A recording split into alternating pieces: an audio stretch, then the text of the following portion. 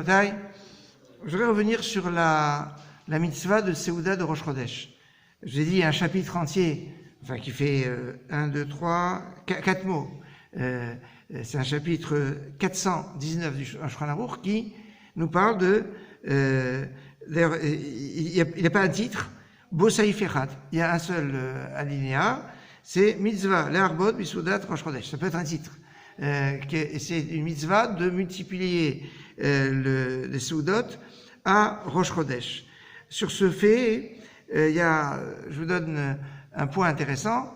Le Kaf HaChaim ramène au nom du Yabetz que cette mitzvah de bien manger la veille de le jour de Rosh Chodesh, c'est une mitzvah qui concerne aussi les femmes.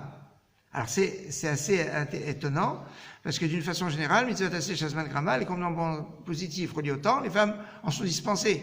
Rosh Chodesh, c'est lié au temps, c'est Rosh Chodesh. Mais Rosh Chodesh est lié aux femmes.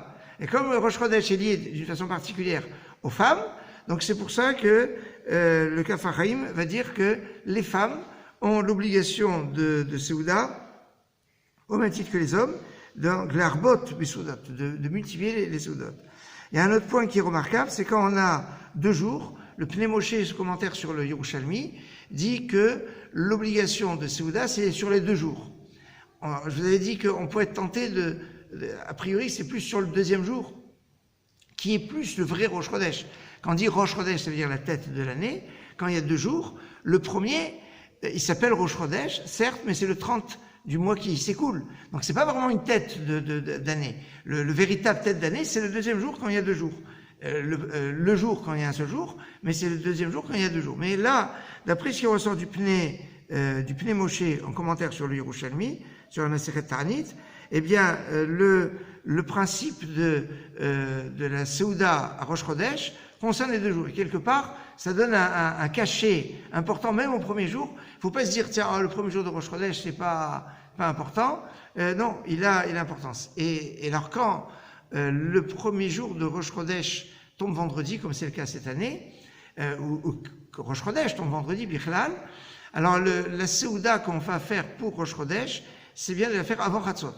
Pas de dépasser Chatzot. Pourquoi? Parce que par rapport à l'entrée de Shabbat, par rapport à l'appétit qu'on doit avoir pour Shabbat, c'est pas conseillé de faire un bon repas bien fourni la veille de Shabbat, comme on le voit s'il y a une Mila, ou si c'est Purim. C'était le cas, je crois, l'année dernière ou il y a 2 ans. On a eu Purim qui était vendredi, où on s'arrange pour le faire tôt, pour avoir de l'appétit pour Shabbat. Dans le même esprit, la Seuda de Rosh Chodesh, c'est bien, mais on doit avoir de l'appétit pour Shabbat. C'est pour ça que on devra avancer avant Chatzot la Seuda de Rosh Chodesh. Et donc, quand on va avoir 2 jours, faut pas se dire, tiens, de toute façon, comme il y aura le 2e jour, ce sera Shabbat, et donc on va faire le 2e jour de Rosh Chodesh, une Seuda bien, donc le premier jour, on peut le zapper. Ben non. On a dit, il faut faire la Seuda de Rosh Chodesh les 2 jours, et le premier jour, même si c'est vendredi, eh bien, on essaiera de le faire avant Chatzot, dans la mesure du possible. C'est pas interdit de le faire après Chatzot, mais on essaiera de le faire avant Chatzot, et on fera donc les 2 jours. On ne se cantonnera pas à se dire, bon, de toutes les façons, il y a le 2e jour, et on n'a pas besoin. J'irais même plus. C'est qu'on avait vu qu'il y a une problématique quand on a Rosh Chodesh qui tombe Shabbat, pour remarquer qu'il s'agit d'une Seuda en l'honneur de Rosh Chodesh. Puisque Shabbat, c'est déjà, alors on a dit on va embellir un peu plus. On avait rapporté que certains vont dire qu'on va faire un rattrapage de la Seuda de Rosh Chodesh dimanche, bien que c'est plus du tout Rosh Chodesh. Et on a vu que c'était en rapport avec Purim. Quand on a Purim Meshulash et qu'à Jérusalem, que c'est possible que le 15 Adar tombe Shabbat, alors ils font la Seuda le Mishté, le lendemain ils font le dimanche.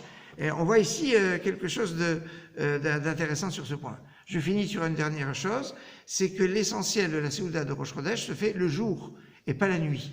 En cela, il y a une ressemblance entre Rosh Chodesh et Purim, puisque vous savez que pour Purim, si on fait le Mishté le soir, la veille, quoi, donc on n'est pas quitte.